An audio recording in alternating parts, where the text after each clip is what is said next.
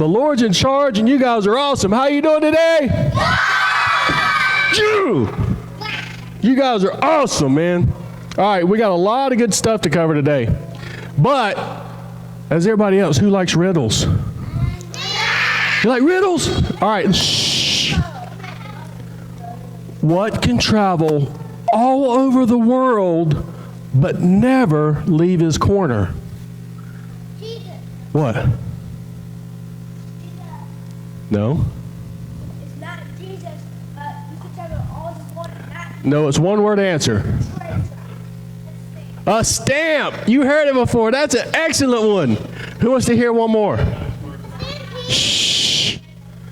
Who wants to hear one more? Oh, yes. What goes up but never ever comes down? Your age. All right, you guys are too smart. Shh, you guys are too smart. All right, here's my favorite one. If you've heard it before, Ben, don't say it. What kind of pants does Mario wear? What? Ready? Denim, denim, denim. Get it? Get it? That was pretty good. All right, listen. Shh. Everybody say shh. Just because Pastor Bob isn't here doesn't mean you act up. Now, you still got to act correctly. Now, listen. Listen, we're going to recap real quick because repetition is the key. Because we started in the book of Kings, and a lot of this stuff's going to sound a little bit familiar. So you're just going to hear it and go, oh, yeah, I remember that. Oh, yeah, I remember that. That's the point. Okay? So we started out in Israel. So granted, who were the first three kings of Israel? Saul, David, and who? Solomon. Now, Solomon was during a time it was very, very prosperous, and there was a lot of stuff going on, and he made gold and silver as common as stones. If you've ever seen the pictures of Israel, that's a lot. There's a lot of stones. We saw his wealth unmatched throughout the land, anytime there and anytime now. Even the Queen of Sheba was like, dang, dude, you got a lot of stuff. I'm impressed. That's pretty cool. So she was really cool. Now, Solomon died, and who took over? His son was named what? Rehoboam was his son that took over. Now, who was the other dude that came to him with a good idea and said, you know what, I think you should do this. You'd be a little bit easier on the people and don't be so harsh. What was his name? Nope. Jeroboam, right? Now, Jeroboam took over, and they split. He took over the south. I'm sorry, I am wrong. Jehoshaphat. My apologies, I'm sorry. Now you get the slide up. Now, Jehoshaphat tried to continue the teaching of the Lord, and he sought a lot of his father David, right? He had riches, he had abundance. He was okay, but he did something very, very bad. He aligned with himself with this king called Ahab, who was not a good dude. Kind of segue. Guys, shh, be very careful who you align yourself with, which means who you hang around. Because they can impact what you do, and they can get you in a lot of trouble. A lot of trouble that you don't realize you're going until it's too late. Now,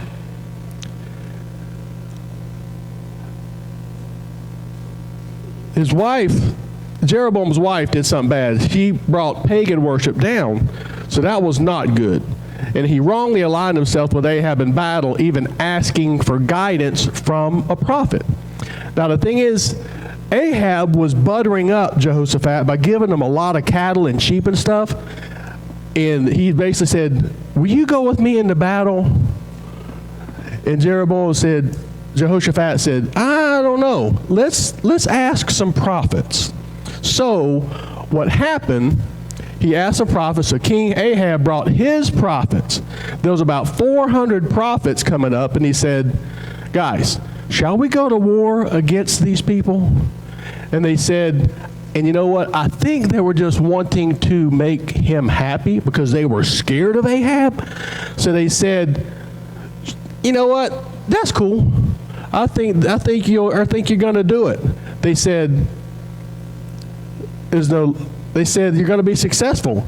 And Ahab went, don't know. And then Jehoshaphat was like, is there not a prophet of the Lord that we can bring up? So, I need one guy. You're in the front. Come on here. You have now, turn around. You have now been anointed prophet. His name is Micaiah. He's a pretty good prophet. Now, listen. Shh. Granted, he's up here by himself. He's got 400 other prophets saying that he's going to be successful in battle, and Jehoshaphat's going, I don't know. So he feels the pressure, and he goes, you know what? He says, whatever, dude. Go ahead, go into battle. You're going to be all right. Attack and be victorious. I really don't care anymore. And King Ahab said, dude, how many times have I said, tell me the truth. Always tell me the truth. Shh. And Micaiah said, basically, all right, man.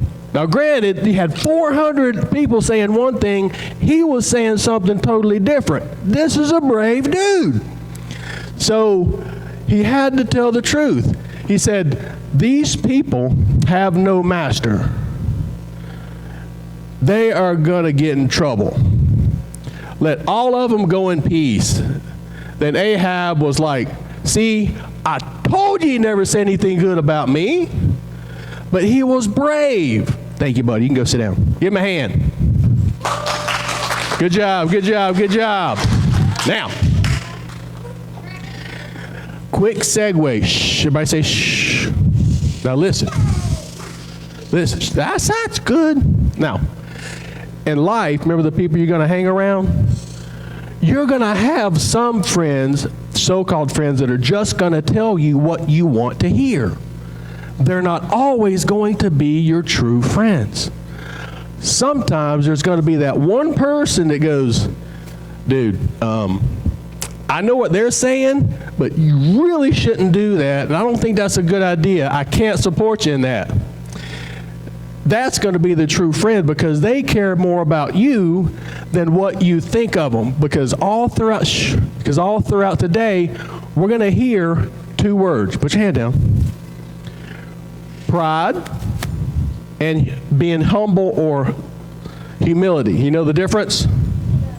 Okay. Pride is thinking of oneself. If I'm prideful, I am the center of me. If I'm prideful, there's nobody else around. I'm the most important person in the room all the time, and I can do no wrong. That's pride. Humble is putting others before yourself. Okay? Humble's not a bad thing. It's not a weak thing. Being humble is putting others before yourself, especially the Lord. Now, you're going to see these people, these kings, that are going to be destroyed by pride.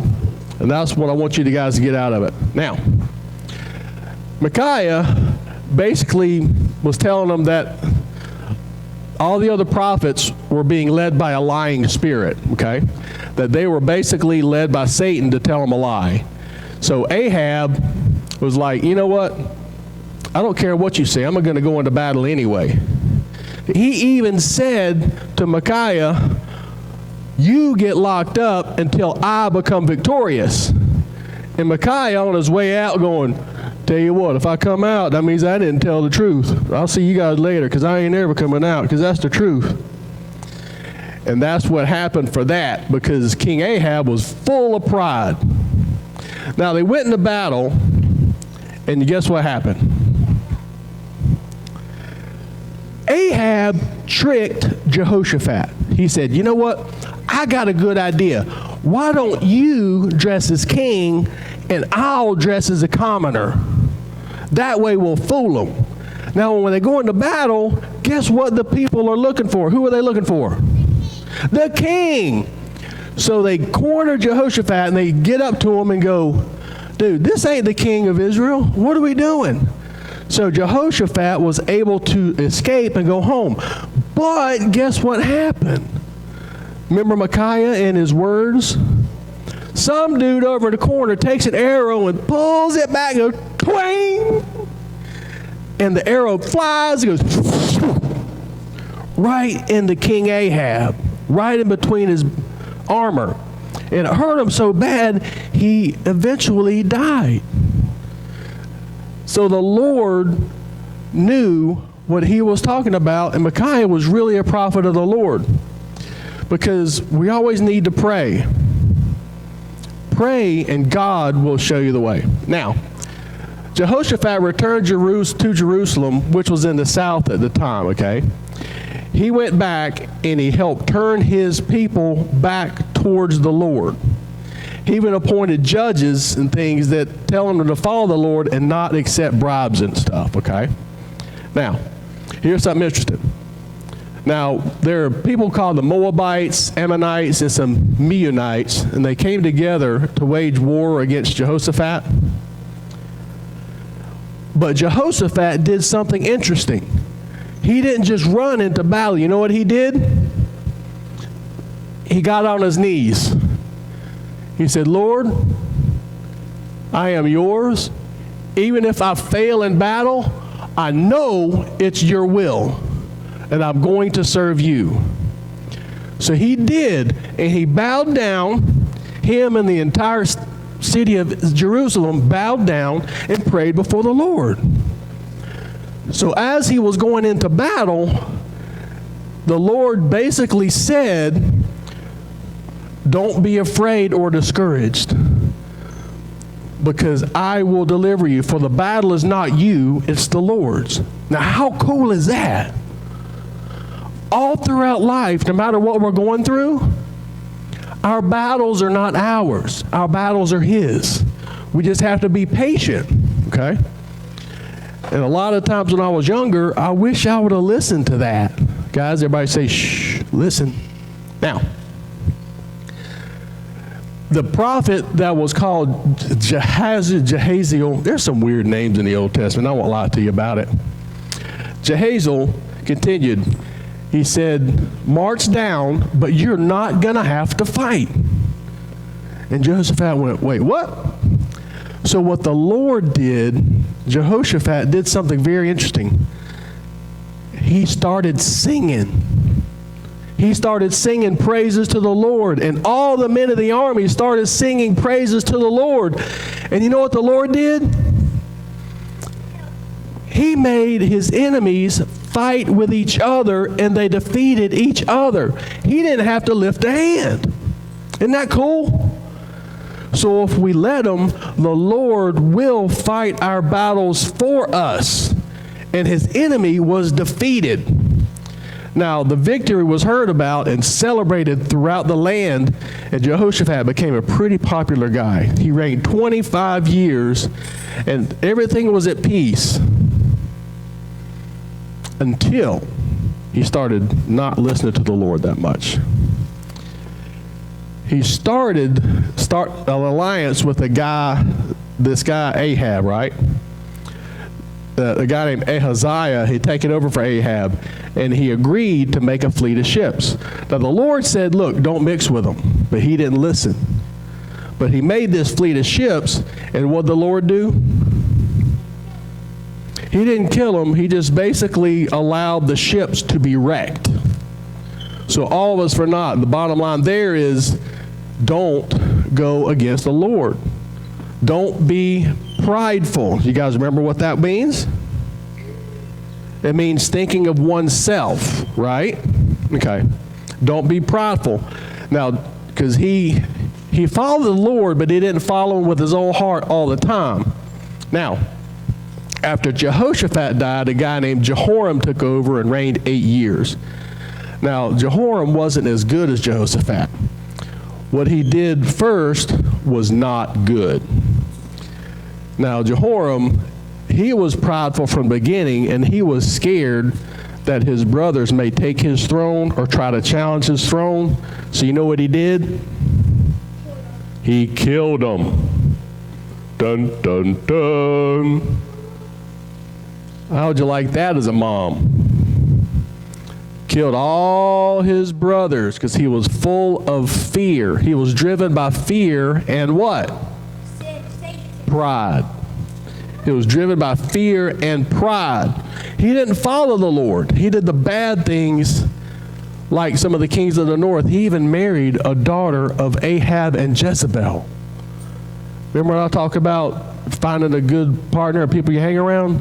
Was not a good decision. So it was so bad that the Lord prompted the prophet Elijah to write a letter to him.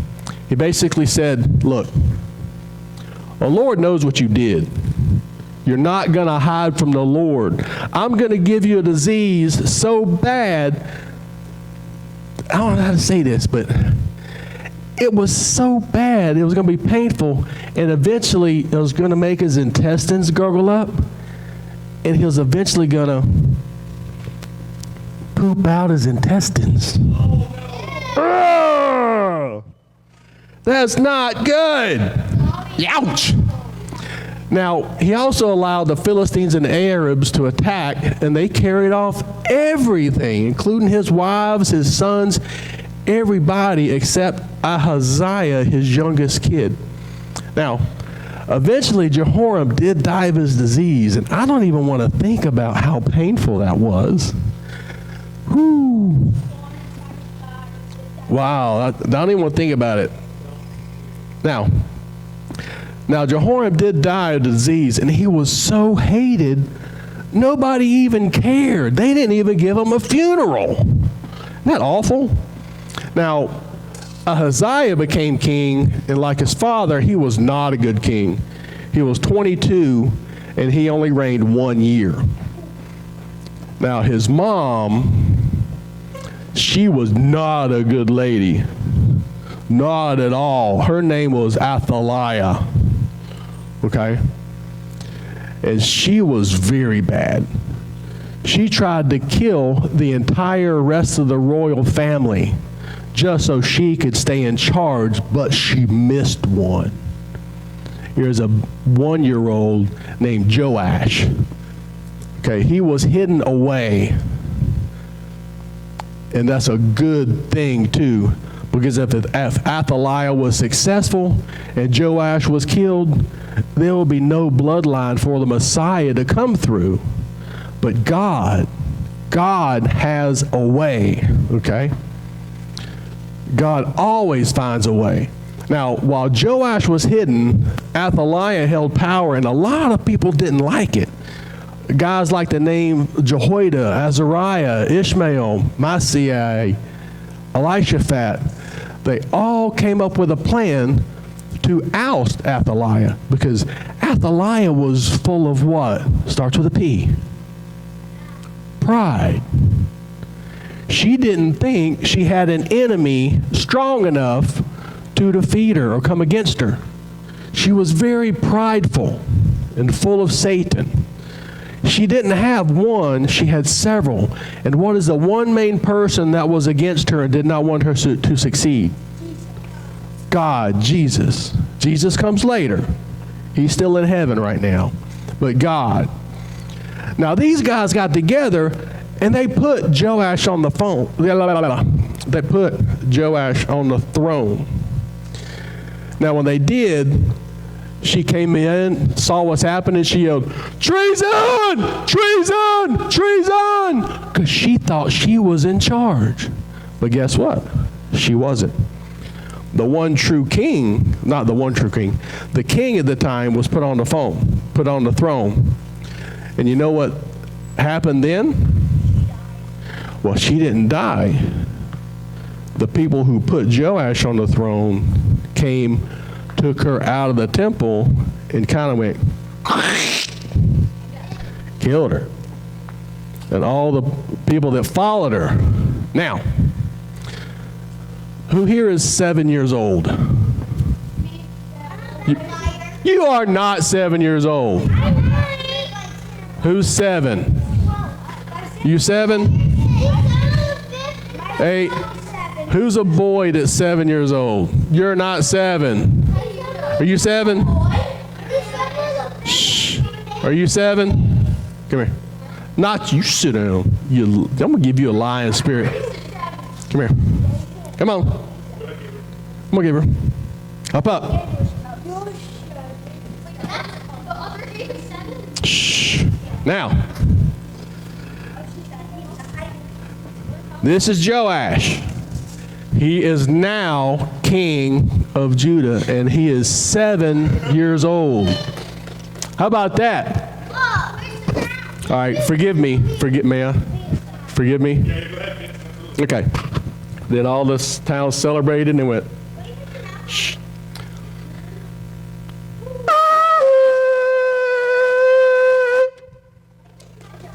They celebrated. How about that? All right. They celebrated him being king. Listen, shh. Shh. He was being hidden away for 6 years. Now he's king. And he was a good king in his first life. First lot of years of life. Not his first life, that's just wrong.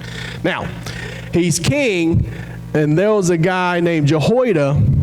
Jehoiada was basically his mentor, who basically said, dude, listen, come here, listen.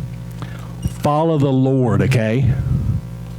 Follow the Lord with all your heart. If you have a question, come to me, come to the Lord. And that worked. As long as Jehoiada was with Joash, he followed the Lord. But eventually, guess what? Jehoiada died. He just died. He wasn't killed. He died because he was older. I mean, the dude was king at 7 years old. Jehoiada was older, so people die. It happens all the time. Now, after Jehoiada's death, he began to turn away from the Lord. How dare you? How dare you turn away from the Lord? He did a lot of good. He even restored the temple. Shh. Everybody say shh. Now, even though God sent his prophets to warn him, he still began to turn away. I guess what took over? Starts with a P. Pride. Eventually, pride took over, and that was very bad. The Spirit of the Lord came upon another guy named Zechariah, the son of Jehoiada the priest, and he gave a warning. Basically, dude, you know what my dad told you growing up, right? You're kind of going away from him. Not a good deal. You need to turn back to the Lord, or it's not going to go well for you. You got me? But he didn't say okay. He did something really bad. He basically said, dude, who are you to tell me what to do? Again, he was full of what? Pride, okay? Who are you to tell me what to do? Pride filled him, and Zechariah said, may the Lord see this and call you to account. And Joash basically had the prophet hurt. And that was his dying words. Not something you want to hear, okay? Now, you did very good. Thank you very much. Give me a hand, y'all guys. Good job, good job, good job. Now things did happen, and the Lord removed his protection from Joash in that he was conquered. He let the Armenians defeat him and was executed. And Joash was hurt. And as he lay dying, there's a few good people that didn't like what he did to Zechariah and the son of Jehoiada. They remembered how good Jehoiada was to Joash. So they came to his bed, and I don't know if it was a little bit of mercy or just getting rid of him, but they basically finished him off. Now, Joash, and if you know, next slide. Next slide. Because Joash right here is named Jehoash. We name him Joash because it's easier to say. All right. Now he's gone, Jehoash is gone, and Amaziah is taken over, his son. Now Joash was reigned for a while, and his son was 25 years old when he became king. And he reigned 29 years. He did a lot that was right. He even made a huge army, 300,000 of his own men. And he determined to hire 100,000 men of Israel. Now the Lord didn't like that very much because he really wasn't with the people of Israel at the time. He was with the southern kingdom. So he basically told them, say, dude, don't do that. Send them home. Now Hezekiah was not happy about that because he had just spent a bunch of money. But he obeyed and sent them home. Now the soldiers weren't too happy. And Amaziah was out on another battle, and those men he sent home, they came back, snuck in Judah, and they killed 300,000 people and took a lot of stuff with them. Another bad thing is when Amaziah came back, he brought the gods of the people called the seers, S-E-I-R-S, seers. Was something you want to do when you follow the Lord. Now, he also made burnt offerings and bowed down to them. Now, this made God angry. God wasn't too happy with that. So God basically told him a really good question. Dude, what are you doing? I've carried you this far. Why are you honoring the gods of these people that couldn't even help their own people? A great question. Why is he going to the bench that's not there? He got the King of Kings up here. Why is he going to the other people's gods who didn't even help their own people? Kind of ridiculous. Again, is what took over? Pride. All right? Now, instead of listening, Amaziah said basically to the prophet, have we appointed you advisor to the king? Stop. The prophet said, I know God's determined to destroy you. You've done this and not listened to my counsel. Now, somehow, I don't know why, I guess it's the pride word, that emboldened him, and he sought to challenge this guy named Jehoash. Now you'll see here, Jehoash, right here. Same name as here, right? You're going to hear the name, but a different person, so don't be confused. All right? Now, he does give us chance after chance after chance. Now, King Jehoash basically replied, dude, you don't want to come fight me. You're just puffed up because you won a battle. You don't want none of this because the Lord's not with you. But did Amaziah listen? No, he did not. Now, this caused King Joash to attack and eventually captured Amaziah, and Joash brought him to Jerusalem, tore down the wall of the temple, took a lot of the gold and silver and articles in it and returned it back to Samaria.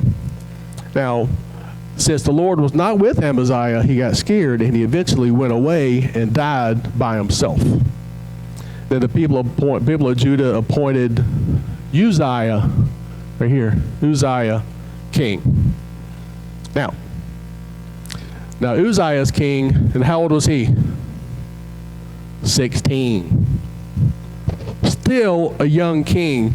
He rebuilt Judah after its attack. And a lot of the kings in the southern kingdom started out doing right in the eyes of the Lord, just like their father. And Zechariah instructed him in the ways of the Lord as long as he obeyed. But like many others before, pride took over, right? Those that didn't fully follow the Lord. They were burning incense to the temple. A guy named Jotham took over. He didn't follow the Lord all the way. A guy named Ahaz, he didn't follow the Lord all the way. And story goes begin and again and again and again and again and again. When they start out following the Lord, they went away, okay? Now, the Lord continued to humble them. He would constantly give them chances and chances, but it always didn't work. There's a lot of stuff going on. Now, there's a lot here. And I prayed for the Lord to give me a message out of this. I don't want to just give you guys a history lesson of all the kings. But the main things are around two words. What did I say in the beginning? Pride and humble, right? Pride and being humble. Now, here's something I want to kind of close with. A lot of these kings had the same story. But I want to go back to Joash. And he had a good mentor. He had a good thing going, but he didn't listen to him. Because when his mentor died, it was up to him. Okay? I want to share with you guys a real scary statistic. Next slide. And this is going to impact every one of you from here on out for the rest of your life. A lot of you guys are here just because your mom, your dad, your guardian, uncle, family member brought you. And you were about to go to sleep when I was on chapter 20. You're like, man, I don't want to be here. What's this all about anyway? I want to play Mario Brothers. I think the new video game's coming out. I think Fortnite. I gotta get that Fortnite level. You're not thinking of anything that we're saying. But your people brought you here because they love you. But you know what? After you grow up, maybe 18, maybe go to school, it's going to be all up to you. You're not going to have that anymore. Just like Joash didn't have his mentor and went away from the Lord. Now, it doesn't happen overnight. Okay? You don't just wake up one day and go, man, I love church. I love the Lord. Praise Jesus. The next day going, I ain't going there anymore. I'm going. I ain't doing nothing. It happens gradually. So each and every day you have to determine whether you want to follow Jesus and go towards God or not. It's not an easy thing to do. You're going to have to align yourself with people who love the Lord. Okay? You have to align yourself. And it's going to be a choice because 70% of people, when they go off to school and get away from their mom, dad, guardian, they go away from church.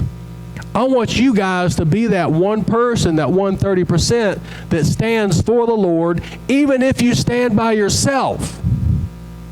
You got me? Because it's imperative. Because there's nothing but bad out there. Nothing. The only thing good is the Lord Jesus. And He's the only one that's going to help you through. And when you look back, because I remember when I started going away from the Lord, it wasn't a one time. It wasn't just real quick. It was, I'll just do this. Oh, nothing happened. Okay. I'll just do this. Okay, nothing happened. Oh, I'll just do this. Okay, nothing happened. Okay, I'll do this. Uh-oh. Dun, dun, dun. I'm in trouble. So the good thing is the Lord brought me back to Him, and I was able to rededicate my life. And now I have an awesome family. I have 2 of my kids back there. I love them to death. And I tell everybody, I don't just love my kids, I like them.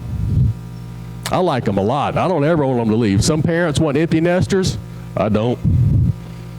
I want them to hang around as much as they dadgum can. I love them. I love being around it. Lord bless me with a good wife. And I'm like, Lord, thank you for bringing me back to you. So to say that, next slide. Next slide. Next slide. Okay. The next slide is, as we enter worship time, guys, I want you to think about what you want to follow. Okay? I want you to think about where you want to be. I want you to think about the people who brought you here that loved you enough to teach you and show you the love of Jesus. Okay? Again, it's not going to be easy. Following the Lord, doing what is right is never easy. Because in life, just like the prophet was up here, right? He was saying the one good thing against all 400 others. He was the one who was right. Remember the friend? The one friend that's going to tell you something that you may not want to hear, but it's for your own good. Be that friend. Be the 30%. Be that one person standing on the hill knowing Jesus is Lord even if there's 400 against you. Because a lot of things can happen from the power of one person fully committed to the Lord. Just one. It's going to take courage. And I want you guys to not be prideful, but what? Humble. Again, that's not a bad thing. Humility, there's strength in humility. Strength in putting others first. The Lord strikes me down all the time if I think I'm getting a little bit too prideful. Usually by these nut jobs back there and my wife. If I get a little bit too prideful, they're like, dude, not like that. It's out of love, but I try to listen. Now, as we come up and worship, I want you to put all that here on the altar. All that pride. Because there may be not idols that you're going to follow, but there's other things that are going to take your attention away. Maybe a boyfriend or a girlfriend or money or doing something you shouldn't do that you think's going to be fun, but it's not. It's going to be that one more step away from the Lord, and eventually He's not going to be with you anymore because He gives you free will and it's your choice. Does that make sense? You guys are awesome. And as we play the worship, I just want you to think about that, okay? I love you guys. Thank you.